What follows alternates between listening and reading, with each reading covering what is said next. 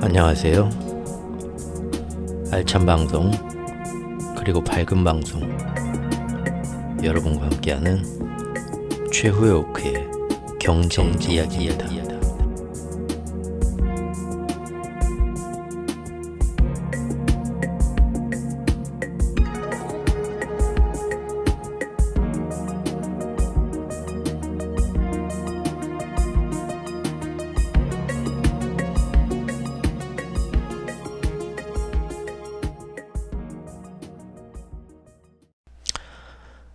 안녕하세요. 최오크입니다.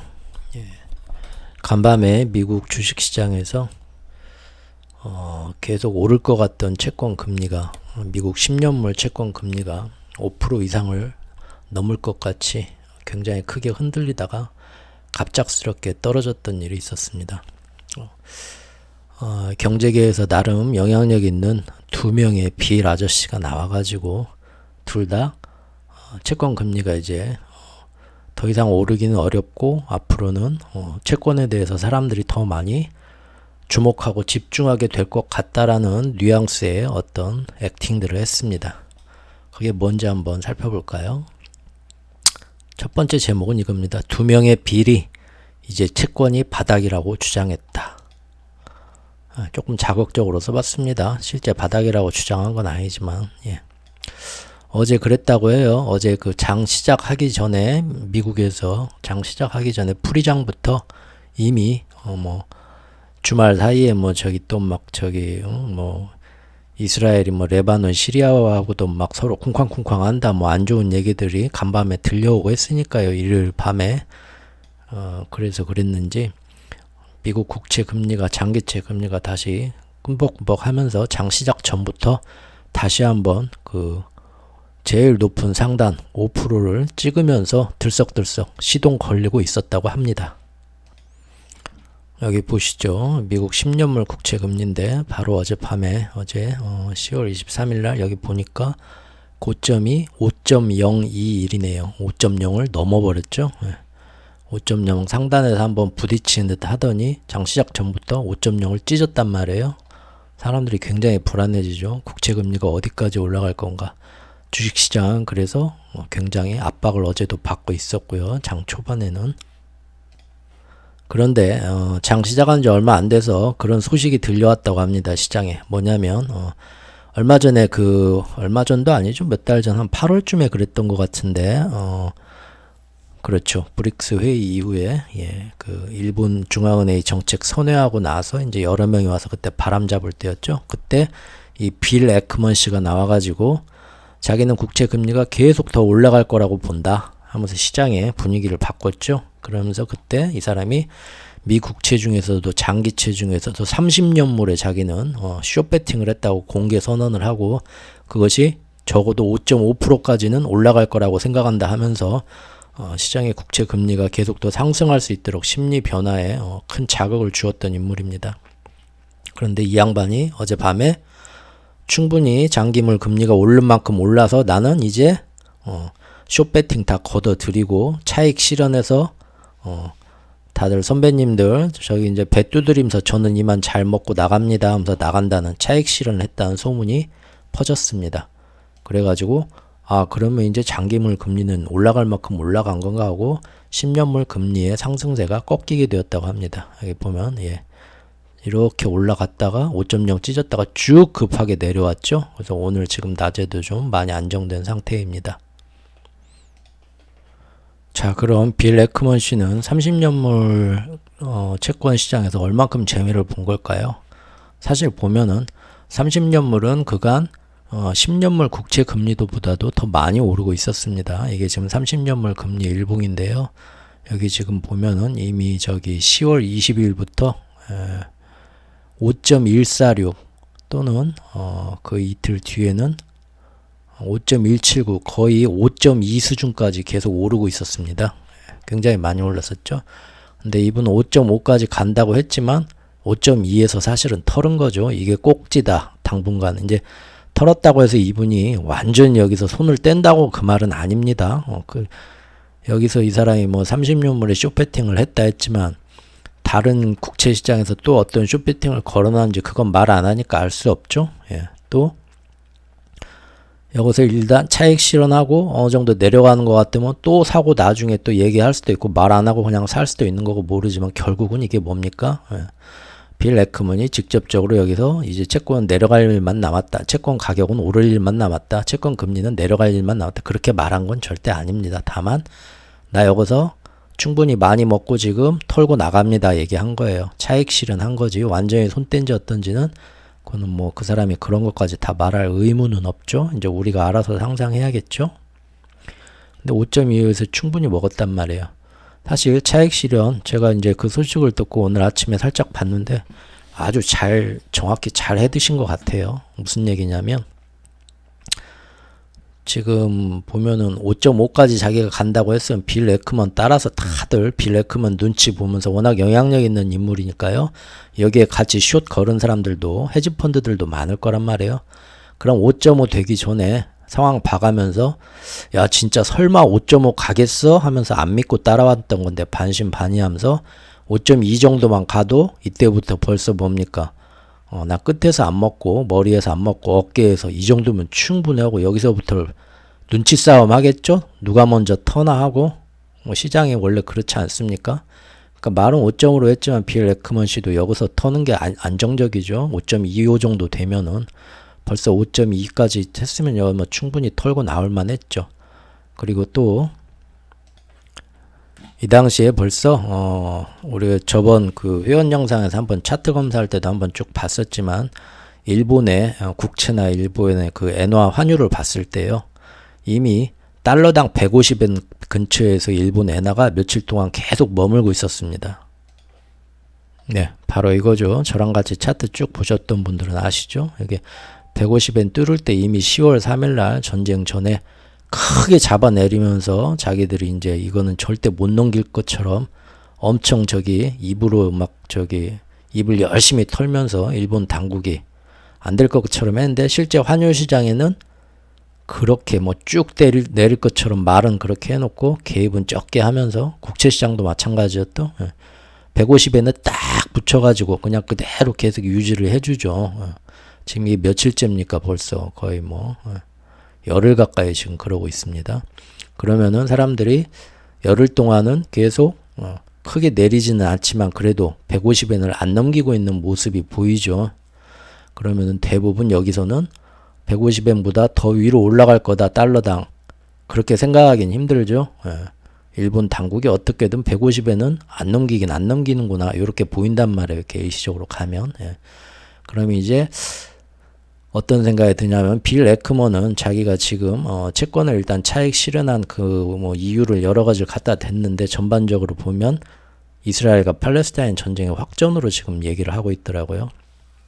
지정학적 갈등이 자기가 볼 때 이 전쟁은 더 커지고 더 확전이 돼서 위험해진다 이거죠.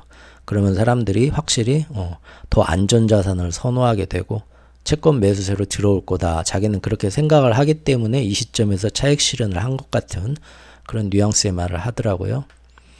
빌 에크먼 씨가 그렇게 자기가 보고 있다면 그 사람이 볼 때 전쟁이 확전되면서 사람들이 안전자산을 더 선호하면서 돈이 그리 옮겨오게 된다는 건데 저번 영상에서도 말씀드렸지만 어딥니까 결국은 미국 국채도 있겠지만 엔화하고 이제 일본 국채 그런 걸로도 이제 올 수가 있단 말이에요. 근데 일본 국채는 지금 1.0까지 올리겠다고 했으니까 안심 못하고 역시나 뭡니까 일본 엔화 좀 사볼까 자꾸 앞으로 전쟁이 뭐 심화되고 하면 국제적으로 안전자산으로 돈이 옮겨올 거고 또 150엔까지는 여기 위로 보내주는 거는 너무 힘들 것 같은데 아무리 일본이라고 해도 근데 또 보니까 며칠 동안 150엔은 절대 안 넘겨주는 것 같으니까 여기서부터 산단 말이에요.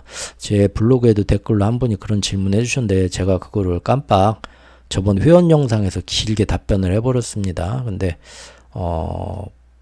제가 보니까 회원은 아니시더라고요. 그래서 지금 이제 여기서 이렇게 얘기를 하는 걸로 좀 이해를 해주시면 좋겠습니다. 여기 보면 솔직히 뭐 그런 여러 가지 요인을 보면 충분히 지금부터 길게 보면 사모을만 합니다. 하지만 앞일은 어떻게 될지 모르고 엔화가 가치가 올라가거나 떨어지는 거에 따라서 우리나라 원달러 환율도 같이 움직이기 때문에 대한민국 사람이 결국은 원화로 돈을 버는데 우리가 이 엔화의 움직임을 예상했을 때 얼마나 큰 돈을 벌게 될지 저는 굉장히 회의적이라서 뭐라 말씀드리기 힘듭니다. 예. 어쨌든 그런 식으로 엔화의 어떤 움직임도 여기서는 이제 더 이상 못 올라가고 좀 내려가게 될 것 같은 게 지정학적인 어떤 국제적인 정세에 따라서 이런 식으로 딱 이제 엔화가 어떤 자극을 받아서 내려가면 그때부터는 사람들이 다 지금부터는 안전자산 사야 되나 하고 더 몰려올 수도 있거든요. 그래서 미국 국채시장에서도 그런 움직임이 나올 수 있는, 서로 영향받아서 나올 수가 있다고 지금 빌 에크먼 씨는 봤기 때문에 이런 지금 딱 차익 실현해야겠다. 5.2밖에 안 됐지만 그렇게 마음을 먹은 것 같습니다. 제가 봐도 제가 빌 에크먼 씨 입장에도 그럴 것 같아요. 왜냐하면 이건 일본 10년물 금리인데 이것도 저번 회원 영상에서 설명드렸었나요? 이렇게 갭으로 빵 떴는데 일본이 이거 어떻게든 국제시장에 개입하겠다 해서 매입을 들어갔죠. 근데 생각보다 많이 안 사줘가지고 이 라인을 가고 있죠. 그런데 지금 며칠 동안 보면 이 0.84를 85를 안 넘기려는 모습을 지금 며칠 동안 보여주고 있죠. 근데 전쟁이 빌 에크먼 씨는 확전되고 더 위험해지면서 안전자산이 선호가 들어올 거다 하니까 일본 정부가 일단 이 8.5에다가 가두리를 갭으로 빵 뜬 이후에 지금 딱 가두리 양식하듯이 잡아놓고 있는데 여기서 더 이제 내려가기 시작할 거다. 사람들이 전쟁이 확전되면 우하고 그러면은 이것도 내려가니까 미국 국채도 같이 따라서 영향받아 내려가지 않겠냐. 금리가. 그러니까 지금 여러 가지 돌아가는 국제 사정, 국제 거시 경제와 일본의 엔화 움직임이나 지금 이 일본 국채 시장의 움직임 또 아까 30년물 금리까지 자기가 다 보고 더 욕심내지 말고 5.2까지 했으니까 충분히 여기가 꼭지다. 상투다. 일단은 그동안 수확한 거 다 털어서 먹자. 빌 에크먼 씨 딱 그렇게 나온 것 같습니다. 맞죠? 누구나 그렇게 할 수 있는 그런 움직임이었다고 봅니다. 지금 보면 여기다 숏을 30년물에 걸었다면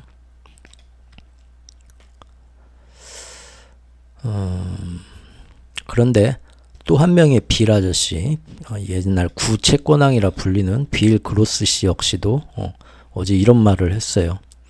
자기도 국채 금리가 더 이상 안 올라가고 여기가 상단이고 이제부터는 더 채권을 매수하려는 매입하려는 세력들이 들어오면서 장기채 금리는 더 이상 못 내려갈 것 같다. 아니 못 올라갈 것 같다. 장기채 금리는 채권 가격은 이제 바닥인 것 같다. 그런 뉘앙스의 말을 어제 인터뷰에서 했다고 합니다. 그러면은 사람들이 아니 그러면 채권 시장에 지금 수요 공급이 앞으로 여러 가지 채권도 더 많이 발행해야 되고 채권을 많이 사주던 그 큰 손들은 다 시장을 지금 안 살려고 하니까 계속 앞으로 더 올라갈 거다. 5.0도 뚫을 거다. 그런 얘기들이 막 나오고 있는데 어떻게 우리 빌 그로스 씨는 그렇게 자신을 하십니까? 하니까 이 사람은 뭔 얘기를 했냐? 경기 침체 오게 돼 있습니다. 그것도 4분기에 경기 침체가 오면 전부 다 버리고 채권 사게 돼 있습니다. 그래서 자기는 이제 더 이상 5.0 위로 10년물 금리가 올라가는 건 힘들 거라고 봅니다. 라고 어제 얘기를 하셨다고 합니다. 빌 그로스 씨는요, 원래 이분이 미국의 경기 침체에 대해 얘기를 하긴 했던 분이에요. 그러나 언제쯤 올 거냐 하면요, 내년 상반기 혹은 중반기 그렇게 얘기했던 분입니다. 이분은. 그리고 그것도 침체 같지 않은 침체로 아주 옅게 오거나 혹은 침체가 안 오고 그냥 넘어갈 수도 있다. 이런 식으로 좀 온건한 유화적인 입장을 취하던 사람으로 제가 기억을 하고 있습니다. 그런데 어제는 갑자기 뭔 일이 생겼는지 무슨 꿈을 꿨는지 확신을 가지고서 바로 곧 4분기 얼마 안 남았어요. 지금 다음 달 사실상은 지금 어닝 시즌 이렇게 해서 조금 늦어서 그러지 평가가 사실은 지금부터 4분기죠. 예. 그런데 그러니까 곧 한 달, 두 달 안에 확실하게 침체가 온다고 이분이 지금 확신을 한 겁니다. 왜 이렇게 자신 있게 갑자기 이런 태도 변화를 보였을까요, 이분이? 왜 그런가 이분의 인터뷰 내용을 제가 잘 분석을 해보니까요. 이분 역시도 저도 그동안 몇 달 동안 꾸준히 떠들어왔었지만 즉 경제 지표는 미국 경제 아무리 좋다고 나오는데 실제 실물 경제는 그렇지 못한 소식이 너무 많이 나온다. 그걸 저는 경제 지표와 실물 경제와의 다이버전스 현상이라고 제가 말씀드렸죠. 이 다이버전스가 정말로 상반기 내내 지금 사실은 1분기 말부터 2분기부터 3분기 초반까지 약 저기 한 5, 6개월이 지금 진행이 되고 있는 모습인데 정말로 이 다이버전스가 한쪽은 패하면서 끝나는데 보통 경제 지표가 잘못됐다 알고 보니 경기 침체였다 그런 식으로 종말이 날 거냐 아니면 거짓말도 자꾸 하면 진짜가 된다고 했죠.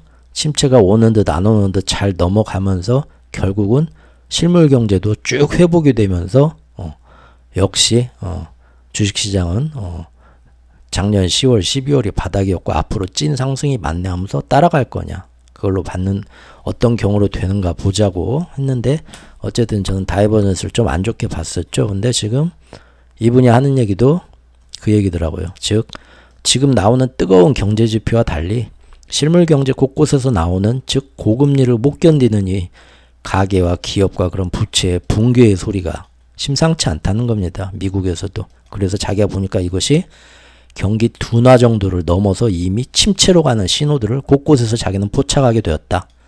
그런데 이제 3분기 어닝 시즌이 되면서 첫 번째 한 주가 지나갔잖아요. 은행권들 나오고 지역은행들 나오고 소매 판매 좀 나오고 그 다음에 뭡니까? 빅테크라고 나름 얘기하는 것 중에는 넷플릭스는 잘 나왔지만 테슬라는 굉장히 안 좋게 나오고 하면서 나왔는데 그거 외에도 여러 가지 S&P 기업들 한 17%인가 어느 정도 이제 맛배기로 나왔는데 자기가 그걸 쭉 보니까 확실히 3분기에도 어닝 실적, 기업 실적은 이 정도로 좀 괜찮을 거야 하면서 월가에서 전문가들이 추정했던 것보다 첫 번째 주 보니까 그거보다 조금씩 더 낮게 나왔습니다. 즉 실적 면에서도 확실한 후퇴가 보이니까 이분이 그동안 실물 경제에서 나오는 각종 안 좋은 지표에 드디어 기업들의 실적도 영향을 받기 시작했구나.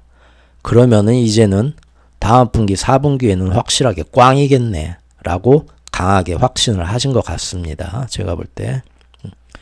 그래서 보통은 이런 얘기는 굉장히 신중하게 하죠. 자기의 명망 커리어하고도 연결된 거기 때문에. 근데 지금 당장 내일부터 빅테크들 어닝 발표가 이번 주에 있단 말이에요. 그러면 사실 빅테크 어닝 발표에 따라서 워낙 시총이 커서 시장 전체를 좌지우지하니까요. 얘네들이. 시장이 어떻게 움직이나 보고 말해도 며칠 뒤에 말해도 늦지 않을 텐데 이분은 굉장히 확신을 가지고 빅테크 어닝이 지금 오늘 내일 발표가 됨에도 불구하고 미리부터 이런 얘기를 자신감 있게 하셨습니다. 빅테크 실적이 잘 나오든 말든 그것과 상관없이요. 왜냐하면 일부 빅테크 종목이 아무리 잘 나간다 해도 걔네들이 잘 나가서 시총을 많이 차지한다고 해도 전체 미국 경제를 얘네가 끌고 가는 건 아니죠. 주식시장에 지수, S&P 지수에서 차지하는 비중이 커서 지수를 끌고 갈 수 있을지 몰라도 마이크로소프트, 구글 몇 개가 잘 된다고 해가지고 미국 경제가 다 잘 되는 건 아니죠. 망하는 회사들은 망하는 거잖아요. 그렇기 때문에 전체 시장의 경기 침체가 오는 흐름은 빅테크 어닝 몇 개 잘 나와도 그때뿐 주식시장에서는 역시 빅테크 잘 나가고 미국 경제 튼튼해 할지 모르지만 자기가 볼 때는 앞으로 지금 나오는 경제 지표들은 결국은 항상 후행적으로 판단하는 거고 실제 실물 경제에서는 안 좋은 모습들이 이미 나오고 있고 이거는 내가 볼 때 자기가 볼 때 돌이킬 수가 없는 것 같다. 그러니까 빅테크가 잘 나오든 못 나오든 해서 니들이 잠깐 일주일 열흘 며칠 좋아하든 말든 상관없다. 4분기부터는 침체 오고 다들 주식에서 떠나서 채권 시장으로 올 거다 라고 나름 자신을 가지고 이분이 얘기를 했다고 봅니다. 이처럼 두 인물의 같은 방향을 보는 배팅은 구체적인 그 자신들의 근거는 조금씩 차이가 있습니다. 하지만 포괄적으로 모두 두 사람 다 거시경제에서 여러 가지 지정학적 불안 요소와 또 현재 고금리의 부작용이 그동안엔 파이프라인 안에 있었지만 이제 파이프라인을 통과해서 실제적으로 우리가 그동안 후행적으로만 경제를 파악하던 경제 지표와는 다르게 실제적으로 백미러를 보고 운전한다고 그렇게들 표현을 하죠. 경제 지표만 보고 뭐가 경제가 좋다 하는 거는 실제적으로는 지금 경기 침체를 보여주기 시작했고 어떻게든 경기 침체가 온다라고 안 좋게 보기 때문에 두 사람은 어쨌든 그런 행동을 한 것 같습니다. 여기 나오죠. 에크먼, 빌 그로스 등 두 비일 등 월가 거물들이 경고한 내용은 하나였다. 결국 뭐냐? 미국 경기가 너희들 예상보다 빠르게 둔화될 거다. 그것이 고금리의 부작용이든 이스라엘 팔레스타인 전쟁이 확전돼서 그러든 간에. 그러면은 이것이 미국 경제만의 문제는 아니겠죠? 이런 원인들은 세계 경제도 같이 침체된다고 봐야겠죠. 예. 즉, 한 명은 빅테크 어닝과 상관없이 지정학적 불안 요소들 때문에 이것들이 좀 더 시장 심리를 지배해서 안전자산 선호 현상을 심화시킬 것이다. 그래서 나는 차익 실현했다. 라고 하는 거고요. 또 한 명은 지금까지 여러분들이 후행적인 뜨거운 경제 지표들에 속아서 사실 인식하지 못하고 있어서 그러지 시장은 실제로는 힘든 모습이 나오고 있었는데 이제 이것이 자기가 보니까 바로 다음 분기부터는 너희들 모두도 인정할 수 있을 만큼 확실하게 나타날 것이다 라고 주장하고 있다. 이렇게 해석을 해야 될 겁니다. 그런데도 시장은 어제 보니까 빅테크가 이 며칠 사이 축제주 어떻게 보면 이 어닝에 또 습관처럼 기대를 걸고 있습니다. 물론 상반기에도 보면 빅테크들이 올랐다고 시장이 계속 다 뭐 오른 건 아니었고요. 조금씩 다르긴 했습니다. 단지 그래도 하루 이틀이라도 굉장히 시장은 열광하고 좋기는 했었죠. 그래서 만약 오늘 내일부터 내일 새벽부터 나오는 이 며칠간의 빅테크 어닝이 또 서프라이즈를 가져온다면 이러한 이 두 사람들이 지적한 이런 거시적인 어떤 먹구름 같은 건 또 잠시 있고 또 환희에 빠질 수도 있습니다. 어제 실제로 보니까 시장은 이 두 빌 아저씨가 나와가지고 채권금리에 찬물을 끼워주면서 미국 채권금리가 뚝 떨어지니까 그 반등으로 주식시장이 바로 빅테크의 어닝에 기대를 걸면서 급상승을 하더라고요. 그런데 결국 여전히 시간이 가면서 뭡니까? 거시 경제적인 불안, 좀 더 정확히는 이스라엘 팔레스타인 전쟁의 불확실성이 대두되면서 다시 후반에 상승폭을 반납하더구만요. 어쨌든 이것은 제가 계속 저번 영상에서도 제목으로 이걸 달았었지만 어쨌든 이번 주는 헤즈볼라 확정과 빅테크 어닝에 시장 심리에 미치는 기싸움일 것 같습니다. 지켜보자고요. 두 번째 주제는 비트코인이 다시 부활했다입니다. 비트코인이 이틀 사이에 아주 난리가 났습니다. 예. 여기 보시면 3만 달러를 넘냐 마냐 하면서 요 며칠 사이에 야 3만 달러 찌르고 있다 했는데 갑자기 엊그제부터 3만 달러 위로 너무 무서운 폭발이 일어나면서 제가 항상 3만 달러는 진짜 지붕이 아니고 3만 1,800달러가 진짜 지붕이다. 예전부터 얘기해서 그거를 결국은 못 뚫고 이렇게 내려와서 이 박스권에 갇힌 모습을 제가 좋지 않다 했었는데 제가 그 말 한지 얼마 되지도 않아서 박스권 상단을 그냥 너무 무섭게 뚫고 오늘 또 오르고 있습니다. 야, 도대체 무슨 일이 생긴 걸까요? 예. 지난 비트코인 관련 영상, 최근 영상들에서 얘기를 했었지만 잠깐 또 짚고 넘어가 보면 사실 10월 7일 전쟁이 터졌을 때 막상 비트코인은 금과 은 같은 움직임을 보여주지 못했었습니다.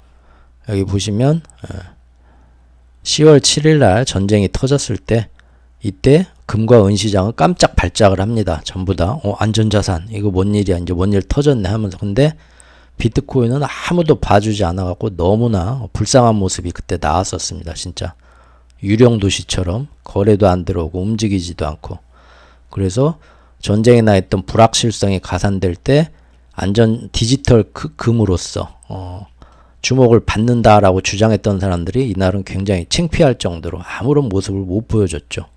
그런데 여기 보면 10월 15일 날 한번 빵 떠갖고 3만 달러 궁뎅이를 한번 팍 찌르는 일이 생깁니다. 이게 뭐냐면 비트코인 현물 ETF가 승인이 될 것 같다는 가능성이 높다라는 어떤 그런 또 어떤 루머 같은 게 그때 나왔을 때입니다. 그런데 비트코인 현물이 신청이 될 거다라는 거는 사실 이때입니다. 이때 여기 열심히 저기 그 3만 달러 위에서 31,800 진짜 지붕을 뚫냐 마냐 하면서 여기 옥신각신 할 때 이때 비트코인 현물 ETF가 결국은 승인될 거다. 왜냐면은 블랙록이나 뭐 피델리치나 그 굉장히 잘 나가는 투자은행 회사들이 나와가지고 거기 자기 법률 자문하는 그 모든 팀들이 다 해가지고 보니까 요거 지금 그 미국 증권거래위원회 게리 겐슬러 위원장이 말도 안 되는 똥꼬집을 피우면서 안 된다고 하는데 자기 뭐 그 억대 연봉을 주는 그 뭐 법률 자문 저기 변호사 다 해갖고 법률 그 조사팀이 다 해보니까 어떻게든 뭐 그 똥꼬집을 펴도 이 법률 근거 관계 법률상 허락을 안 해줄 그런 근거가 없답니다. 그러니까 자기들이 법률 싸움을 오랫동안 이런 걸로 해본 경험으로서 보니까 거대 투자회사들이 보니까 이거는 시간을 질질 아무리 게리 겐슬러 위원장이 끈다고 해도 결국은 승인해주게 돼 있다. 시간의 문제다. 그래가지고 언론에 나와서 그런 인터뷰들을 하면서 자기들도 현물 ETF를 연달아 신청한다 해가지고 그때 뭐 블랙록, 피델리치 뭐 여러 군데 해가지고 한 5군데가 정말 짱짱한 대형 그 투자은행 회사들이 전부 다 일시적으로 우리 뉴스에 보면은 뭐 막 시민단체나 그런 데서 언론들 앞에서 법원 앞에 가가지고 이렇게 봉투 시민단체 같은 데서 어디를 뭐 고발합니다 해가지고 딱 이렇게 고발장 이렇게 넣는 것처럼 얘네들이 일렬로 다 넣었어요. 우리만 따라와라. 반드시 간다. 이 게임은 우리가 이기게 돼 있다 하고요. 그래서 기관이 시장에 ETF 상품을 만들어 갖고 들어오게 되면 기관이 여기에 대해서 비트코인이 오를 거다 하고 비트코인의 상승을 보고 비트코인을 많이 사준다는 뜻은 절대 아니고요. 시장 플랫폼을 만들면은 더 많은 시장이 생겼으니까 와가지고 바카라도 한번 돌리고 뭐 이것도 한번 블랙잭도 한번 돌리고 카지노 열렸으니까 와서 사람들이 사겠죠. 그래서 거기서 사고 파는 사람들한테 수수료를 남기는 장사를 하고 싶다는 거거든요. 수수료를 남기는 장사를 하고 싶어서 선물 시장보다는 비트코인 현물 ETF를 만들면 훨씬 좋기 때문에 그걸 만들겠다는 건데 그러면 어쨌든 와서 도박하고 돈 사람들이 도박이라고 하면 안 되죠. 투자한 사람들이 많아지니까 그 거래량이 유입이 되는 거고 그러면은 비트코인 시장의 활성화에 도움이 돼서 비트코인 가격이 올라가는데 도움을 주지 않겠냐 그런 기대감으로 올랐던 겁니다. 근데 올랐는데 뭐냐 가만히 보니까 이미 제가 작년부터 비트코인 관련 영상 몇 개 블로그 글에서 꾸준히 했던 얘기지만 1년 넘게 한 얘기인데요. 사실은 전 세계 중앙은행과 재무부나 그런 데에서 또 국제 세계은행 IMF 그런 데서도 계속 민간 암호화폐 죽이려는 모습이 확실해지고 있죠. 그리고 게리 겐슬러 위원장도 작년까지만 해도 제도권 안에 비트코인을 편입시켜주는 우리의 천사야 했지만 알고 보니까 비트코인 죽이는데 아주 앞장선 사람이었죠. 그런 것들을 시장에서 알기 때문에 그동안 이렇게 비트코인이 금년 초부터 반등하고 있었는데 반등할 때마다 오히려 자꾸 팔아제끼는 기회로 삼으면서 시장에서 거래량은 여기 보십시오. 엄청나게 빠져갖고 금년 3월부터는 거래량이 거의 수도꼭지 잠그고 나서 찔찔 새는 것처럼 이만큼 역대로 줄어든 상태입니다. 여기는 정말 비트코인 신봉자하고 비트코인 가격이 아무리 춤을 춰도 쳐다보지도 않는 그런 참 둔감한 고래들 어떤 뭐 원인은 다 이유는 다 다르지만 그런 식으로 지금 남아있고 거의 어떤 활성화되는 거래가 없다는 겁니다. 그래서 비트코인 가격은 거래량이 적기 때문에 어떤 민감한 어떤 이벤트에서 크게 뛰었다 가라앉았다 그 폭은 더 심해지는 거죠. 마른 물에 물이 다 말라버린 저수지 바닥에서 펄떡펄떡 뛰는 물고기들처럼 오히려 가격 변동은 더 급하긴 합니다. 하지만 어느 시장이든지 찾는 손님들이 적으면은 그 가격이 오르긴 힘든 건 진리죠. 그래서 지금 비트코인 시장은 사실 이때부터 안 좋은 건데요. 바로 정책적으로 민간 암호화폐를 죽이고 CBDC를 활성화하려는 모습이 자꾸 이제 본격적으로 노골화돼서 그런 거거든요. 그러다 보니까 여기서 현물 ETF가 잘 될 것 같대 하는데 어떻게든 또 SEC에서 뒤로 그거를 똥꼬집을 피우면서 미룬다는 소식이 나니까 기운이 빠지면서 떨어지고 있었습니다. 그리고 이제 국채 금리도 슬슬 오르기 시작하면서 어떤 기술주 같은 것도 압박을 받고 밈 주식도 압박을 받고 러셀 2000 지금 엄청나게 떨어졌죠? 스팸 신고된 전화인. 죄송합니다. 한 달에 한 번 전화가 이렇게 스팸으로 오는데 오늘이 그날이네요. 자, 여기 보면은 그래서 이렇게 떨어지면서 두 번째 박스권 아래까지 왔습니다. 이 박스권에서 이제 조금 상황을 보면서 이렇게 갈 것 같다고 제가 말씀을 드렸었는데요. 이게 슬슬 또 박스권에서 놀기 시작하는데 이날 한번 또 뭔가 비트코인에서 뭐 좋은 호재가 있다는 그런 루머가 한번 터져 나오면서 이때 한번 3만을 푹 찔렀다가 그날 하루 내려옵니다. 내려오는데 이미 비트코인 현물 ETF가 승인이 될 것 같다라는 소식은 이미 이때부터 알고 있었고 또 실제 어떤 법원 싸움, 그레이스케일과의 싸움에서 알트코인과의 싸움에서 SEC가 사실상 패했고 어차피 항소해서 가봤자 이길 수 없는 싸움이란 걸 알기 때문에 포기한 것 같다라는 그런 뉴스도 이미 이때쯤 나왔습니다. 그런 거 다 선반영된 거고요. 그래서 팡 올랐지만 3만원을 못 뚫고 아니야 했던 겁니다.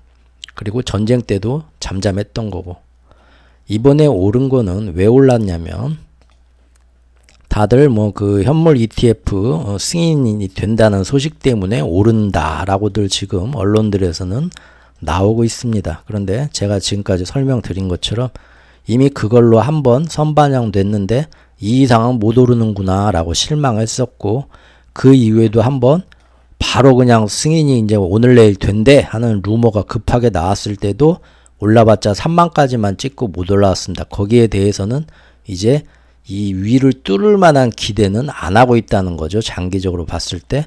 그렇기 때문에 이번에 내년 초까지 또 비트코인 현물이 확실하게 승인이 될 것 같아. 이 얘기가 처음 나온 것도 아니고 그걸로 인해서 보여주는 상단은 이미 검증이 됐는데 이번에 이렇게 뜬 거는 조금 말이 좀 이해가 잘 안 되죠? 예, 제 해석은 이렇습니다. 이번에는요. 지금 현재 국채 금리가 5%를 넘으려고 하는 이 고공행진과 그 다음에 요 며칠 사이에 이스라엘 팔레스타인 전쟁이 예전처럼 이스라엘 군경과 가자지구 그런 무장 세력 간에 로켓포 빵빵 쏘던 맨날 있던 일 그걸로 끝나는 게 아니라 갈 때까지 가면서 주변 이란, 레바논, 시리아 이런 헤즈볼라까지도 확산될 가능성이 지금 커진다. 요런 짓이 지금 며칠 사이에 나오다 보니까 주식시장에서는 저는 이렇게 봅니다. 현재 알게 모르게 월가 전문가들은 뭐가 좋다 지금이 어쩐다 뭐 사람 막 선동들 하고 있지만 트레이더들은 뒤에서는 알게 모르게 점점 짐 싸서 탈출하는 모습들이 저는 나오고 있다고 봅니다. 그걸 지금 보여주는 거라고 봅니다. 왜냐하면 주식은 좀 위험한데 하면 여기서 어느 정도 뭐 예를 들면 뭐 야 이번에 저기 뭐 빅테크 좀 어닝 좋게 나오면 그때 이제 한번 좀 설거지하고 조금 좀 안전한 데로 좀 가자. 채권 금리도 충분히 지금 야 5%면은 여러분이 생각해도 그러겠죠? 여러분이 돈 굴리는 사람이라도 이제 확실히 전쟁도 심상치 않고 일단 어떻게 될지 몰라도 안전한 곳에서 잠깐 한 달, 두 달이라도 일단 좀 피신해야겠어. 그러면서 그 빠져오는 돈이 다음 투자처를 찾는 때가 지금 된 겁니다. 그런데 지금 어제 보니까 두 빌 아저씨가 나와서 충분히 바닥이라고 말을 하는 듯 함에도 불구하고 가만히 채권시장 보면 제가 저번 영상에서도 말씀드렸지만 여러 가지 실제적인 수급 요인이 좋아져야지 아무리 연준 위원들이 나와서 김빼기하고 뭘 하고 해도 그런 실제적인 수급 요인이 뭔가 받쳐줘야 되는데 앞으로 점점 더 내년까지도 전쟁 지원이네 뭐네 해가지고 국채는 훨씬 더 많이 쏟아져 나올 건데요. QT다 그 다음에 연준의 QT다 그 다음에 일본 뭐 저기 정책 때문에 또 중국도 지금 자기네 총알 마련 달러 총알 마련하려고 계속 미국 국채를 더 안 사주고 팔기만 할 것 같은데 이런 큰 어떤 매수와 매도의 어떤 세력들의 어떤 비대칭이 해결이 안 되면 아무리 뭐 지금이 차익 실현이다 앞으로 뭐 경기 침체가 올 거다 해도 국채 금리가 당장 여기서부터 쉽게 떨어질지 확신이 안 들죠. 정말 여기가 채권 가격의 바닥인지 확신을 못 준다는 겁니다. 예. 그런 상황이다 보니까 원래는 주식시장에서 돈을 빼서요 채권으로 돈이 많이 들어가야 되는데 이 빌 아저씨들이 얘기한 것처럼 그런데 채권 시장에서도 확신을 못 가진다는 거죠. 특히나 일본 10년물 금리를 보면은 여기서 당분간은 좀 막아줄 것 같기는 하지만 어찌 됐든 간에 일본은 1.0까지는 열어놓는다고 공언을 했거든요. 그러니까 1.0까지 올려줄 수는 있다는 거예요. 더구나 지금 요새 와서는 일본도 지금 10월 말 11월 초에 지금 금리 정책 회의를 하는데 거기서 또 니혼게이자의 신문, 우리나라의 뭐 한경 뭐 그런 수준이죠. 그리고 거기도 이제 그 일본 중앙은행의 그 뭐라고 합니까? 뿌락치가 있죠. 뿌락치라고 해 뭐 잘 모르겠네요. 저는 월스트리트저널의 그 기자처럼 은근히 먼저 이렇게 정보를 받아가지고 시장에 푸는 그런 역할을 하는 그 신문이 일본의 니혼게이자의 신문이란 말이에요. 근데 거기서 지금 어제 오늘 사이에 제가 보니까 이번에는 1.0보다 더 위로 상단을 올려놓아야 될 필요가 있다는 그런 얘기가 나온다. 슬슬 나옵니다. 이번이 처음은 아니고 한 몇 주 전에 1.5까지도 앞으로는 올려야 되지 않겠냐 그런 말도 나온 적이 있어요. 일본 당국 안에서. 그런 식으로 시장을 자극을 하니까 그러면은 장기채 금리가 일본이든 미국이든 앞으로 계속 더 오를 수도 있다는 얘기인데 불안하죠. 결국은 시장에서 여러 가지 지정학적인 불안과 거시경제의 불안 때문에 주식에서 뺀 돈을 어디다 이제 옮겨 박아놔야 되냐 포트폴리오를 조정을 해야 되는데 원래대로면 채권에 했는데 채권도 지금 여기서 했다 채권 가격이 더 떨어질지 아무도 지금 가늠을 못 한다는 겁니다. 그럼 결국은 뭐가 남습니까? 이미 뭐 원자재 뭐 이런 거는 뭐 선물 시장의 어떤 투기적인 움직임 때문에 원유 시장 같은 거 보면 뭐 하루하루 막 너무 올랐다 너무 내렸다 정신없죠. 그런 데 넣어놓으면 안 되죠. 결국은 MMF 시장에 넣어놓기도 하지만 금, 은, 비트코인밖에 안 남는 겁니다. 그래서 갈 곳을 잃은 돈이 다시 한번 금과 은 그리고 비트코인에 대해서 이렇게 나오는데 금과 은은 이미 그렇게 눌러놨는데도 꽤 오르고 있거든요. 요새 전쟁이 확산된다니까 다시 또 찍어 눌러놨는데도 다시 급하게 좀 올랐죠.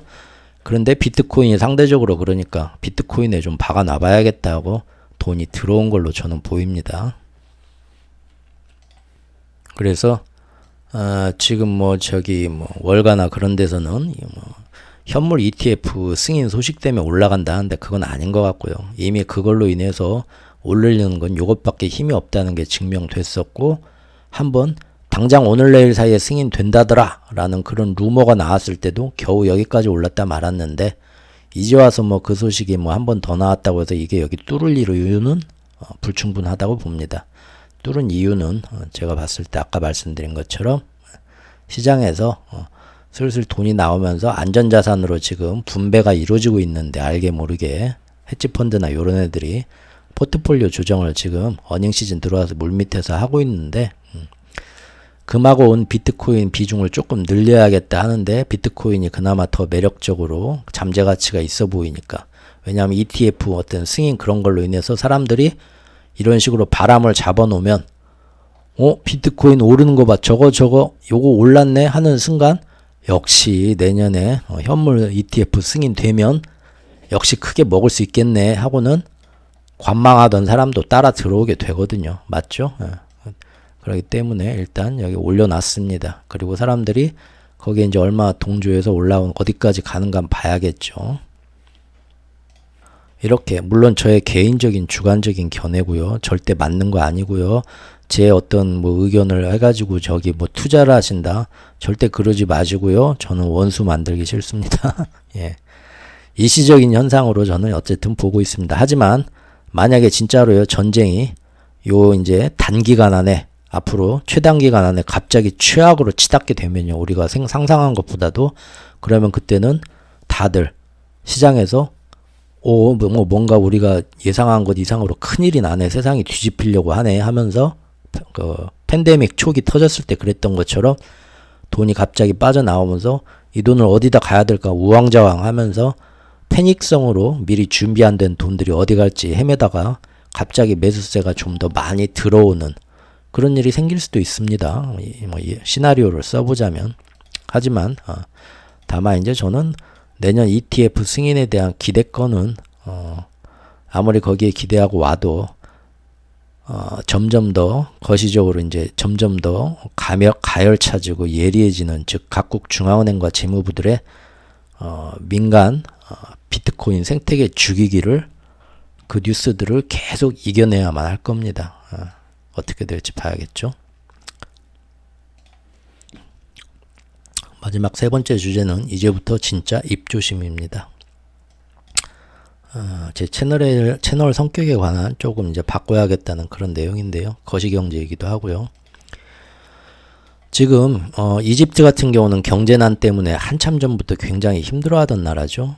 그동안 IMF에 어떻게 좀 도와달라고 구조 요청을 해가면서 회생 노력을 역시 거듭했지만 별다른 성과가 없었고요. 또 지금 최근 몇 년 사이에는 우크라이나 전쟁 등으로 그 지역의 곡물가가 상승하고 거기에 미국의 고금리가 시작되면서 정말 힘들게 어떻게 회생되지 못하고 수렁으로 빠지고 있는 게 이집트의 경제였습니다.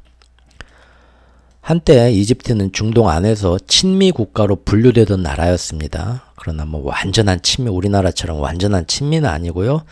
속으로는 살짝 실리를 여기저기 챙기면서 눈치 보면서 그래도 겉으로는 친미 국가였습니다. 그런데 1, 2년 사이에 이 극심한 인플레이션과 우크라이나 전쟁에 그 영향을 직접 받는 그쪽에 위치하면서 갈수록 높아지는 에너지 가격과 식량 가격 때문에 나라가 상당히 고전하게 되었죠. 결국은 금년 들어와서 작년부터 몰래 그러기도 했지만 금년 들어와서 만천하에 드러난 게 뭐냐, 이집트가 러시아의 싼 원유를 몰래 우회적으로, 목구멍이 포도청이니까요. 몰래 싼 가격 얼마나 싸게 사고 싶겠어요. 우회적으로 그 러시아가 지금처럼 5월부터 사우디하고 손잡고 같이 이렇게 하기 전에, 물론 그렇게 해도 러시아 가격이 훨씬 싸죠. 지금 제재 때문에.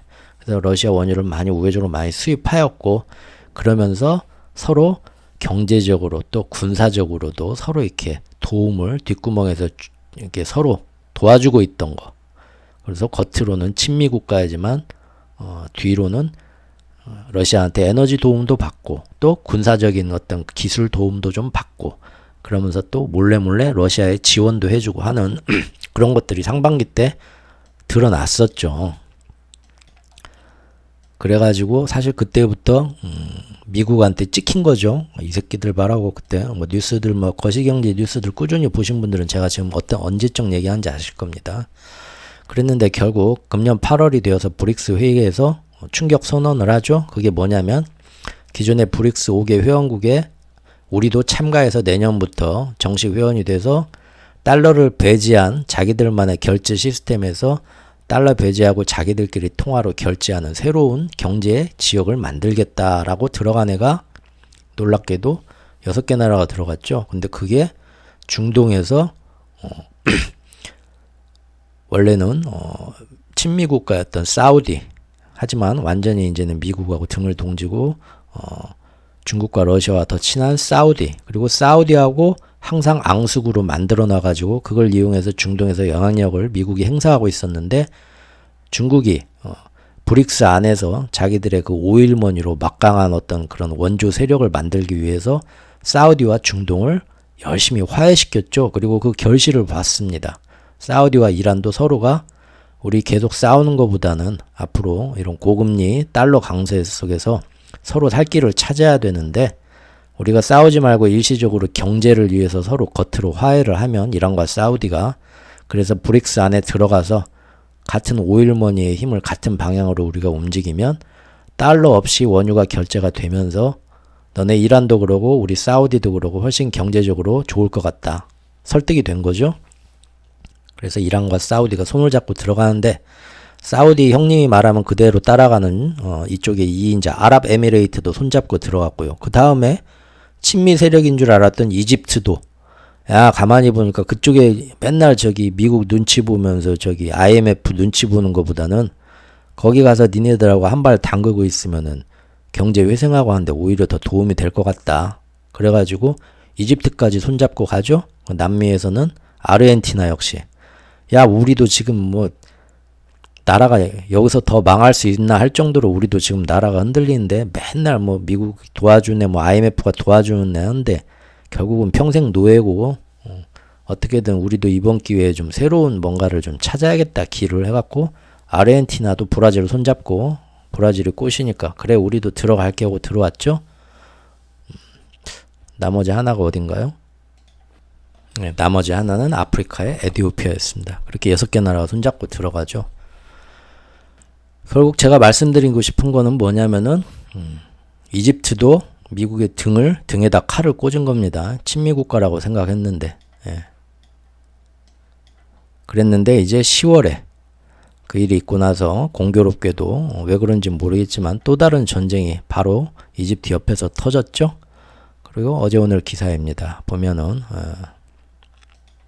이 기사를 보시면 아시겠지만 이미 그 미국의 신용평가사들 제가 예전에 말씀드렸죠. 3대 신용평가사들 그 신용평가사들에 대해서 자세히 말씀드린 적이 있는데 그 중에 하나가 벌써 금년 4월에 이집트가 이렇게 미국 말 안 듣고 러시아나 어떤 이쪽하고 좀 친한 모습을 보일 때 한번 신용 등급을 한번 또 뭐 아니 물론 그거 보고 낮춘 건 아니겠죠. 이집트가 워낙에 IMF가 도와주고 살리려고 하는데도 못 살아나니까 답답해서 신용 등급 낮춘 거겠죠. 그래서 그때 4월에 한번 1차로 이집트 신용 등급을 낮춘 적이 있었는데 이제 8월 브릭스 회의 끝나고 10월에 이제 전쟁이 터지는 날 10월 6일 날 한번 내리고 또 엊그저께 10월 20일 날 한번 또 내리고 두 신용 평가사들이 번갈아 가면서 이집트의 신용 등급을 계속 낮췄습니다. 뭐 미국한테 밑보였다고 앙심을 품고 그러진 않았겠죠. 설마 미국이 얼마 대단한 형님인데 그렇게 속 좁은 애는 아닐 겁니다. 예. 근데 어쨌든 그렇게 됐네요. 예. 그리고 이렇게 신용 등급을 낮추면 모든 나라에서 그 나라에 들어가는 모든 투자 자금 같은 거 포트폴리오를 신용 등급에 맞춰서 자동적으로 재조정하게 돼 있죠. 그러니까 외국에 돈을 빌려주면서 얘네들을 도와줘야 하는데 더 힘들어지게 됐습니다. 결국은 IMF가 하란 대로만 돈 빌려줄 때는 IMF밖에 없고 IMF는 돈 빌려줄 때마다 이렇게 다 바꿔라 하면 그대로 경제 제재를 다 경제 시스템을 바꿔야 하면서 거의 뭐 달러 자본의 완전 이제 예전 우리나라가 IMF 극복했을 때처럼 완전히 이제는 더 노예가 되는 거죠. 달러의 노예가. 어쨌든 그렇게 됐다는 겁니다. 예, 그냥 그렇다고요. 오해하지 마십시오. 예.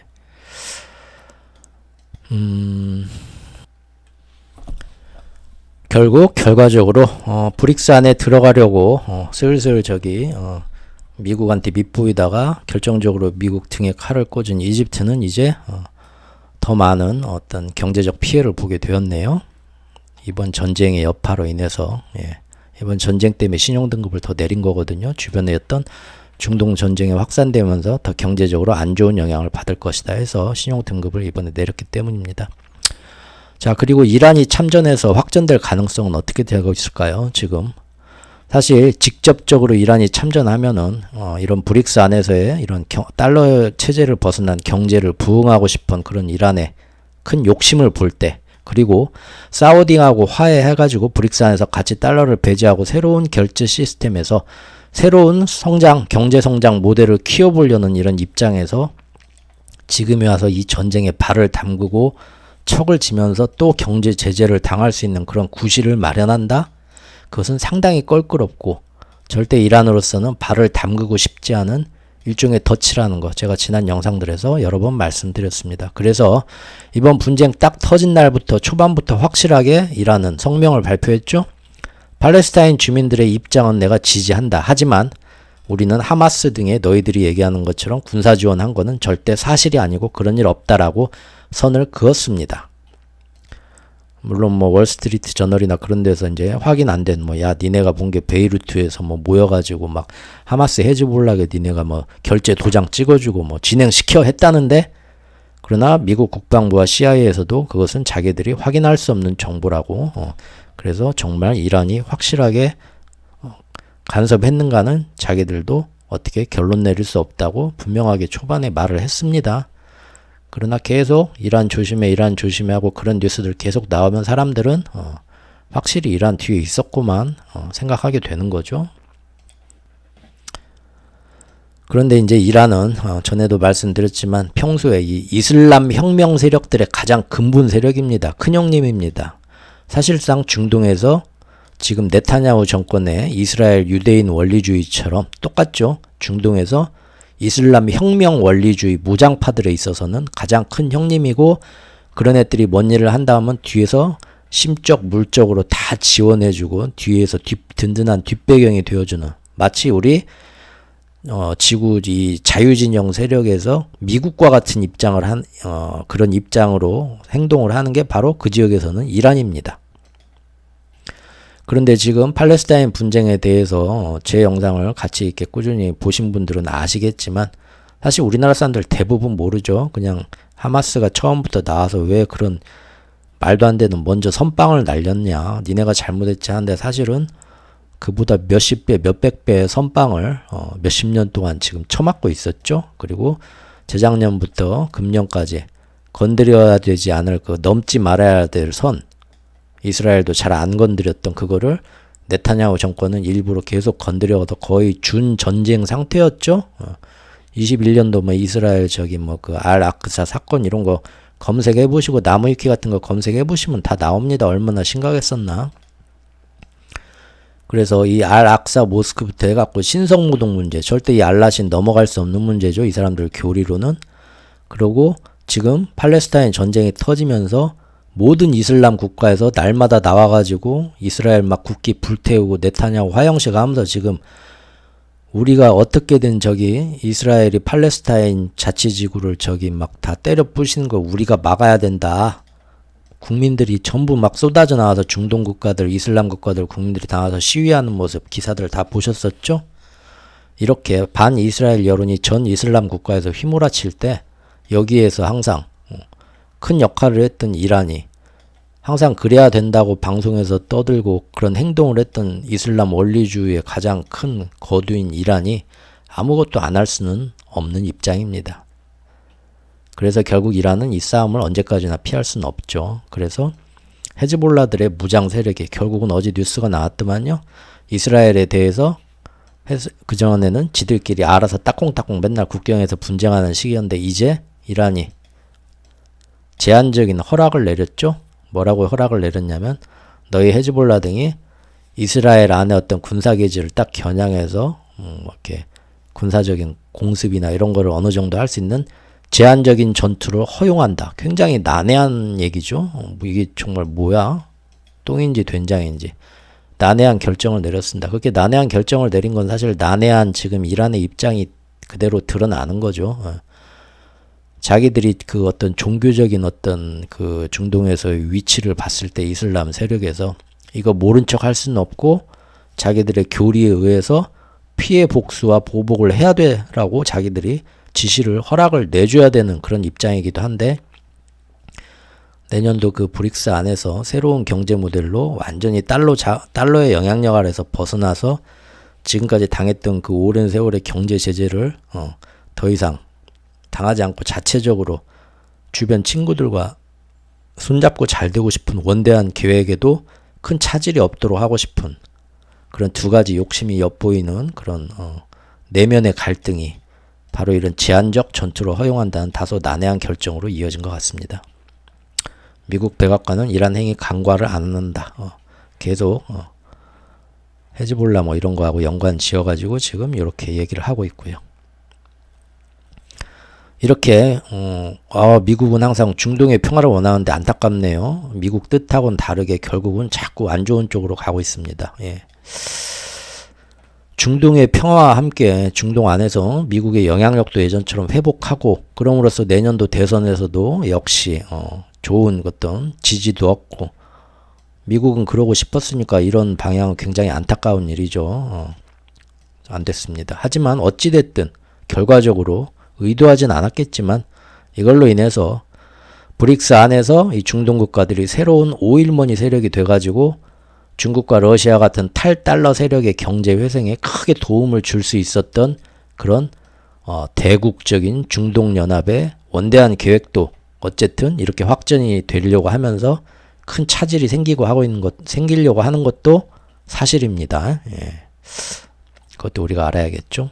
즉 계속되는 전쟁과 지정학적 갈등 그리고 세계적 인플레이션으로 먹고 살기가 팍팍해지면 세계 곳곳에서 갈수록 극렬 우파 정치인들이 득세하게 될 것이고 모든 나라가 그러면 많은 사람들이 이제는 이 먹고 살기 힘든 세상에서 이념과 정치, 종교 문제로 그 나라의 각 국내 여론들도 더 분열하게 될 거고 서로가 반목하게 되는 세상이 올 거라고 제가 작년 초부터 썼던 블로그 글에서 여러 번 우려하면서 실제 적어왔던 내용들입니다.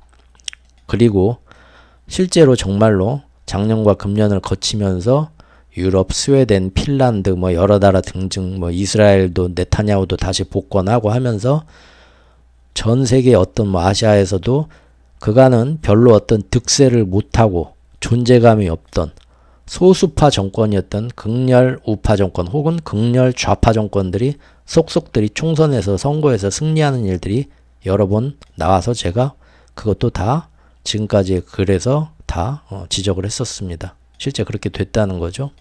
또 제가 보는 어떤 그 기축통화의 큰 세력이 그거를 정치적 경제적인 목표를 위해서 일부러 여론을 더 크게 선동하고 분열시켜서 또 이 빅테크 SNS의 장악력을 빌어가지고 지금 그 어느 때보다도 사람들이 빅테크 SNS의 댓글에 자기 주관이 쉽게 흔들리는 그런 세상이죠. 대표적인 게 지금 MZ세대라고 저는 보는데요. 그래서 사람들의 생각을 그 어느 때보다도 쉽게 조정하고 분열시켜 대립시키기가 너무 쉬운 세상입니다. 지금이. 그 어느 때보다도 사람들이 스마트폰에 중독이 되면서 생각을 안 해요. 정보를 그냥 모으고 있죠. 자기한테 주어진 정보들을.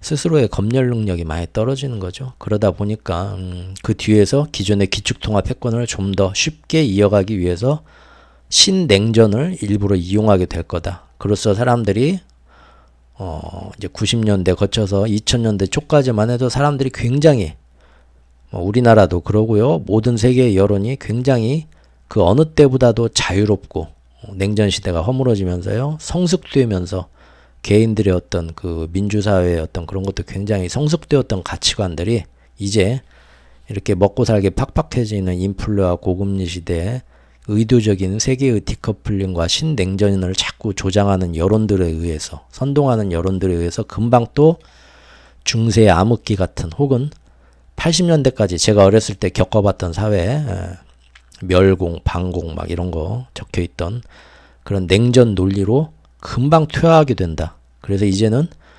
민주사회고 공산사회가 아닌데도 불구하고 이 안에서도 편향되고 정치적인 경직된 전체 여론 때문에 개인의 자유로운 소수의 목소리는 점점 내기 힘들어지는 그것은 다시 미국에서 60년대 불었던 빨갱이 잡기 운동 메카시즘 열풍처럼 우리 그 얼마 전에 영화로도 나왔었죠. 그 크리스토퍼 놀란 감독이 딱 저기 그 핵폭탄 만든 오펜하이머란 영화를 그 양반도 보면은 상당히 문제의식을 가지고 영화를 은근히 SF하고 하는데 저는 뭐 아직 그 영화를 안 봤지만 그 영화 평론을 보니까 굉장히 그 대사가 많고 이 이념적인 논쟁 이런 거에 대해서 굉장히 많은 시간을 할애했다고 그러더라고요. 은근히 그 양반도 이 세상의 어떤 모습이 이렇게 변해가는 거에 대해서 영화로 좀 이렇게 은근히 돌려간 게 아닌가 싶어요.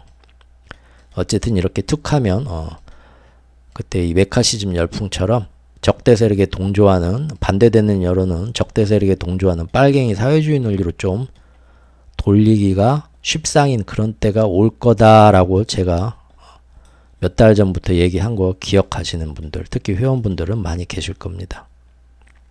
무슨 얘기를 하려는 거냐면요. 실제 그나마 가장 그 급진적이고 좀 자유스러웠던 여론의 자유가 독립적이었던 게 유럽 사회였거든요. 미국 청교도 사회도 아니고 그랬는데 지금 작년과 금년 사이에 여러 총선에서 유럽 회원국들 안에서 극렬 보수 또는 극렬 좌파가 지금 집권하게 된 나라도 있습니다. 그래갖고 이제 미국하고 우크라이나 지원 못 해주겠다. 아, 이거 극렬 좌파는 우리 입장에서 극렬 좌파고요. 그 나라에서는 극렬 우파 정권입니다. 원래 우파라는 게 외국 외세에 흔들리지 않고 무조건 자기 나라의 이익을 최우선시 하는 거죠. 근데 우리나라에서는 이제 우파 좌파 오면은 뭐 친미냐 친중이냐 그렇게 나누는 좀 웃기게 돼 있죠 지금. 예. 어쨌든 극렬 우파들이 이렇게 집권을 하면서 이것들은 이제 인플레와 경제난 속에서 외부 이민과 다른 인종들에 대한 반발심을 거침없이 드러내게 될 거다 예상을 했었죠. 지금 그렇게 됐다는 걸 제가 말씀드리고 싶은 겁니다. 우크라이나 전쟁에 있어서도 작년 전쟁 발발 초기 때부터 무섭게 선동된 여론들은 전쟁이나 우크라이나 지원에 대한 회의감을 말하면, 그 당시에 말하면 푸틴과 동조 세력으로 몰릴 수 있을 정도로 굉장히 경직돼 있었죠. 그런데 1년 넘게 전쟁이 지속되니까 금년 9월에 와서는 세계의 여론이 좀 많이 변했죠.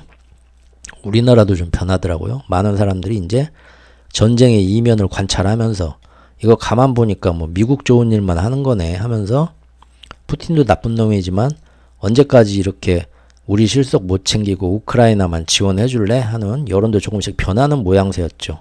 하지만 이제 때마침 이스라엘 팔레스타인 전쟁이 또 한 번 터졌습니다. 이 전쟁은 우크라이나 때와는 달리 평소에는 이스라엘이 팔레스타인 자치지구에 해온 온갖 만행들이 서구 자유진영에서 2000년대 초반부터 이미 크게 사회 문제가 된 시점이었기에 우리나라에는 전혀 이런 언론의 역할을 못하니까 사람들이 아무것도 모르죠.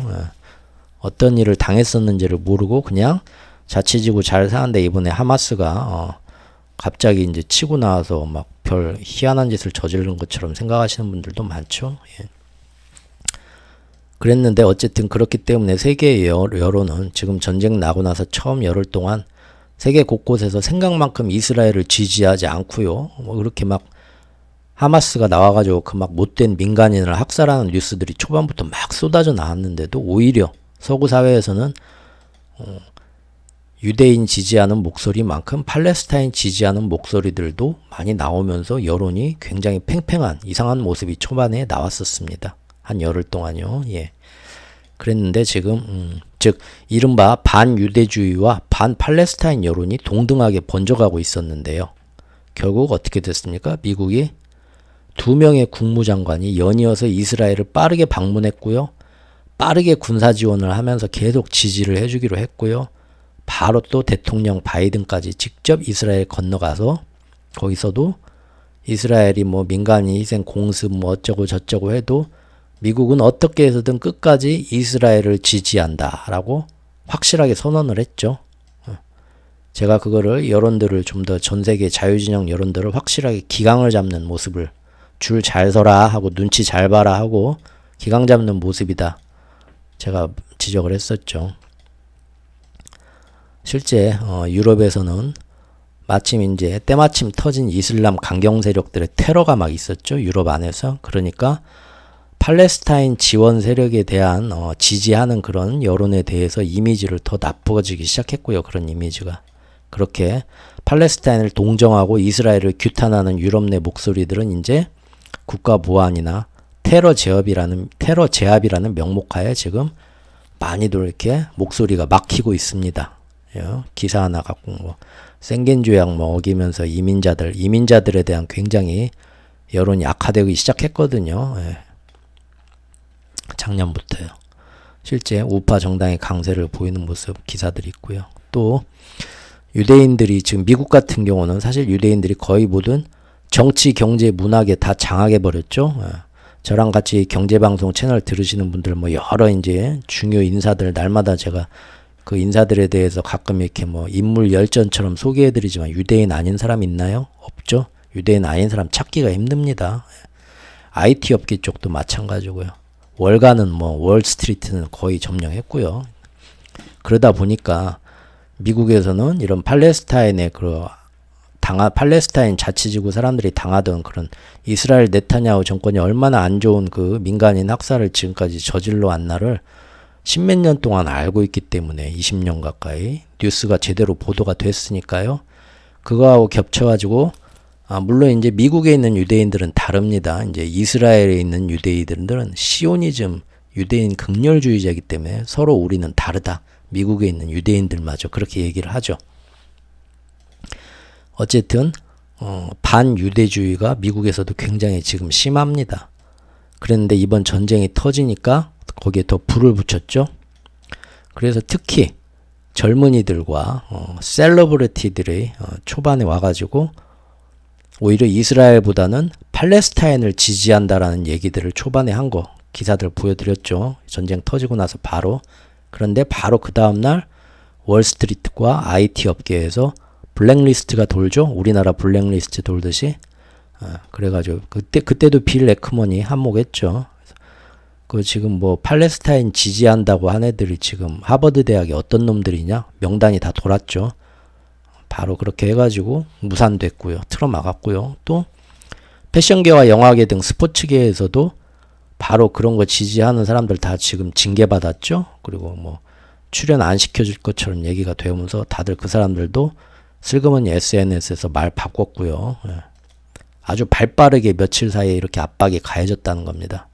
그리고 이제 엊그제 바이든이 이스라엘 방문한 이후로는 미국의 주류 언론에서도 그전까지는 반유대주의를 외치는 목소리들도 공정하게 보도를 해주고 그 미국 국무부 브리핑 그것도 제가 보여드렸죠. 그거 일반 영상에서 보여드렸는지 회원 영상에서 보여드렸는지 모르겠지만 미국 기자들도 이스라엘을 하는 게 아니라 지금 이스라엘 그 네타냐후 정권이 팔레스타인 안에서 지금까지 공습이라는 미명하에 민간인들과 어린아이들이 지금 몇십 명이 지금 죽은 사실을 얘기하면서 똑같은 왜 공정한 시선으로 보지 못하고냐 하고 언론에서도 주류 언론들에서도 그렇게 반발을 했었는데 지금 이제 며칠 사이 언론 지금 길들이기에 들어갔다는 겁니다. 바로 이거 엊그저께 보여드린 뉴스죠. 저번 영상에서 미국 내 유대인들 오히려 팔레스타인은 우리는 유대인이지만 미국에 사는 유대인이지만 시오니즘 정권 네타냐후의 이 방식을 우리는 당장 중단시켜야 되고 오히려 가자지구나 이런 데 있는 민간인 팔레스타인 사람들을 더 동정하고 그 사람 민간인들을 하마스는 밉지만 민간인들을 지금 공습하는 거 당장 때려쳐야 된다 하고 농성하던 사람들인데 거기에 대해서 이제 안 좋은 색깔 끼얹기 뉴스들이 나오기 시작합니다. 바로 바이든이 이스라엘 갔다 온 후로 그러면서 얘네들은 오히려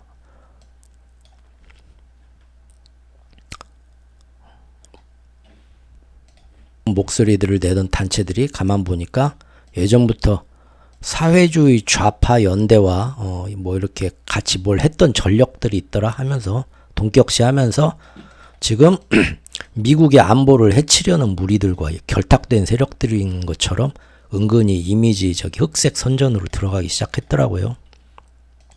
그리고 뭐 여론조사 결과 뉴스도 나오더라고요. 여론조사 결과 뉴스도 보면은 뭐 이제는 뭐 예전에는 미국 사람들 여론조사를 하면 이스라엘에 대해서 굉장히 안 좋았다. 팔레스타인을 동정하는 여론이 이 전쟁 터지기 전에도 많았고 이스라엘 진짜 나쁜 놈이다 하는 그런 여론도 많았는데 전쟁 터지고 다시 여론조사를 했더니 저기 보니까 이스라엘 지지한다는 여론이 굉장히 많아졌다. 뭐 그런 뉴스도 나오고요. 사실 이거 따지고 보면 이번 팔레스타인 문제에 대해서 전혀 관심을 안 가지고 있던 사람들이 이번에 터진 뉴스만 보고 어휴 팔레스타인 진짜 나쁜 놈들이네 하마스 하고 이스라엘 지지한다는 사람들이 여기에 증가가 된 거지. 전체적으로 예전부터 이스라엘과 팔레스타인 관계를 예전부터 알고 있던 사람들 그런 사람들이 마음이 바뀌었다는 내용은 아니거든요. 무슨 얘기인지 이해하실지 모르겠네요. 잘 읽어보면 그런 얘기인데 그걸 이제 캐치를 할 수가 있어야 되는데 사람들은 그냥 헤드라인만 보죠. 그래서 역시 미국 사회 전체도 지금 이스라엘의 모든 거에 다 지지를 하는구나 그렇게 되는 거죠. 어쨌든 이로써 사회 불온 세력들이 분명히 사회 불온 세력들도 있습니다. 이런 걸 이용하려고 하는 그래서 감히 이 기회를 악용해 가지고 장난질 하지 못하도록 미국의 안보를 위협하지 못하도록 사회를 훈육하는 그런 좋은 면도 있겠죠. 괜히 이제 팔레스타인 동정하는데 더 나쁜 빨갱이 세력들이 여기 침투하면 안 되니까 그럴 수도 있습니다. 하지만 결과적으로 현재 지금 오늘 또 희생되고 있는 억울한 그 민간인들과 어린 아이들까지 국제사회가 어떻게 힘을 써가지고 그 사람들을 구제하려는 움직임은 이런 여론 선동, 편향 때문에 다시 한번 세계인들의 큰 공감과 힘을 얻지를 못하게 되는 거죠. 결국은 우리가 국가 안보, 어떤 빨갱이 좌파 세력이 이런 걸 이용해서 장난질 못하기 위해서 누가 맞냐, 누가 틀리냐 하고 결정을 내리는 순간에 그로 인해서 지구 반대편에서 억울한 민간인들과 젖먹이들은 죽어가고 있는 겁니다. 그건 어쩔 수 없죠. 예. 그리고 제가 그때 말씀드렸죠. 바이든 방문 이후에 이제 우리나라 같이 더 눈치를 봐야 되는 이런 나라들은 앞으로 더 이념적인 진영 논리로 이제 이걸 몰고 가가지고 감히 반 이스라엘 반 유대적인 목소리를 내는 여론들은 이제 국내에서 아예 나오지 못하도록 단도리를 치게 될 거다라고 제가 이틀 전에 제가 말씀드렸었습니다. 실제 지금 우리나라 시민단체나 일부 그런 데서는 이스라엘이 지금 가자지구 공격하는 거 당장 멈추게 해야 된다. 그리고 민간인들은 어떻게든 멈추고 이스라엘이 그동안 팔레스타인 자치지구에서 했던 못된 일들 그런 것들 다 반대한다. 조금 팔레스타인을 동정하는 그런 시민단체들의 모습도 여론도 있더라고요. 근데 이제 힘들어질 겁니다. 왜냐면요. 제가 오늘 뉴스를 봤는데 아이 북한이 멍청한 북한 놈들이 성명을 냈는데 이 성명이 지금 읽어드릴게요. 미국의 편견적이며 의도적인 부추김으로 인해서 중동 지역에서 대규모 살육전이 격화되고 있다. 북한이 내놓은 성명입니다. 그러면서 조 바이든 미국 대통령을 비롯해서 미국 국무부 국방부 장관들이 잇따라 이스라엘을 방문했고 또 핵추진 항공모함을 이스라엘 인근에 딱 처음부터 배치해가지고 전쟁을 적극적으로 부추겼다. 긴장을 높이면서. 북한 놈들이 한 얘기입니다. 또 얼마 전 유엔 안전보장이사회에서도 가자 지구에 대해서 일단 인도주의적으로 공습부터 다 일단 멈추게 하고 일단 화해나 휴전부터 해서 사람들부터 구해내자 하는 그런 결의안에도 미국이 혼자 거부권을 행사해서 무산됐다라는 점도 북한이 콕 집어서 지적을 했습니다. 또 그 엊그저께 카이로 회담에서도 어떻게든 중동에서 평화를 일단은 좀 이걸 다른 쪽으로 해결해 보자 하는 것도 이스라엘 혼자 불참하면서 무산됐었죠. 예. 이렇게 북한 통신이 하는 말이 미국이 지금 중동 사태 악화를 막을 자그마한 기회마저 오히려 미국이 사실상 깡그리 말살한 거 아니냐. 그러면서 이번에도 역시 그 어떤 독자적 사고와 줏대도 없는 열성 옵저버 유럽 동맹이 미국에 맞장구를 치고 있다. 라면서 미국과 유럽을 싸잡아 비판했다. 라고 합니다. 이거 가만 보니까 이거 최옥후가 지금 요 며칠 사이 했던 말들하고 비슷하네. 이거 저 상당히 지금 곤란해졌습니다. 이에 대해서 우리나라 통일부 대변인은 이스라엘과 하마스 무장 충돌을 촉발한 직접적인 요인은 도외시하고 오로지 반미 선동에 집착하는 북한에 대해서 매우 안타깝게 생각한다. 틀린 말 아닙니다. 맞는 말입니다. 그런데 이스라엘과 하마스의 무장 충돌을 촉발한 직접적인 요인을 이번 하마스의 침공으로 보냐 그 전에 있던 더 많은 안 좋은 오랜 시간에 걸친 사건들 닭이 먼저나 달걀이 먼저나 모르겠어요. 그런데 누가 맞는지는 모르겠는데 이쪽 말 들으면 이쪽 말도 맞는 것 같고 저쪽 말 들으면 저쪽 말도 맞는 것 같은데 일단 무고한 민간인들은 일단 살려보자 이겁니다. 우리가 네가 맞다 내가 맞다 너 빨갱이냐 나 파랭이냐 하기 전에 안타까운 목숨 희생을 막는 방법으로 왜냐하면 서로 이렇게 네가 맞냐 내가 맞냐 하면서 결정지어서 극단으로 가는 거는 지금까지 지난 모든 인류 사회에서 모든 전쟁이 다 그런 식으로 가고 갈등이 갔지만 해결된 건 한 건도 없었고 더 안 좋은 복수를 부르고 더 안 좋은 파국만 불러왔다는 겁니다. 그런데 그거를 역사의 교훈에서 배우지 못하고 최고 우선 가치를 어디냐, 그걸 어디에 두냐, 그걸 바꿔봐야 되는데 안 바꾸니까 인류 사회가 계속 기후재앙도 마찬가지고 경제재앙도 마찬가지고 군사적인 이런 지정학적 갈등도 마찬가지고 매번 겪었던 실패를, 과오를 또 한 번 되풀이하려고 하는 게 저는 사실 개인적으로 그게 안타까워서 이런 면도 보자. 그래서 초반에 서구 사회에서도 저와 비슷한 생각을 가진 그런 여론들이 많이 나오길래 제 나름 영상에서 기축통합 패권 관점에서 저도 여러 가지 얘기를 좀 과격하게 얘기를 했던 겁니다. 그런데 이것이 역시 지금 보니까 서구 사회에서도 본격적인 언론 길들이기에 들어가면서 60년대 메카시즘 열풍처럼 반유대주의 세력에 가는 그런 미국과 이스라엘을 비난하는 얘기가 나오면 지금 그런 식으로 몰고 가고 있는 움직임이 나오고요.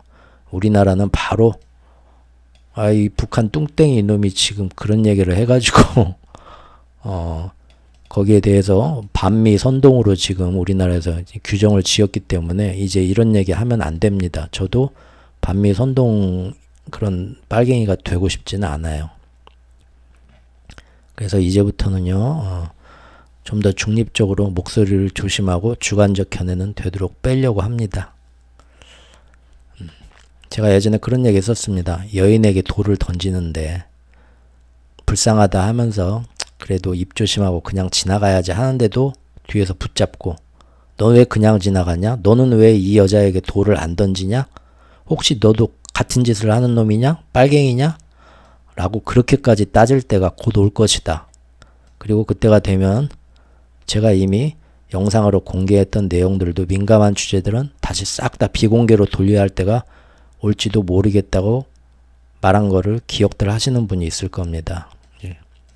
지금 그때가 생각보다 빠르게 온 것 같습니다. 그래서 오늘 그동안 그 민감했던 주제 몇 개는 바로 비공개로 다 돌렸습니다. 앞으로도 조심하도록 하겠습니다. 감사합니다.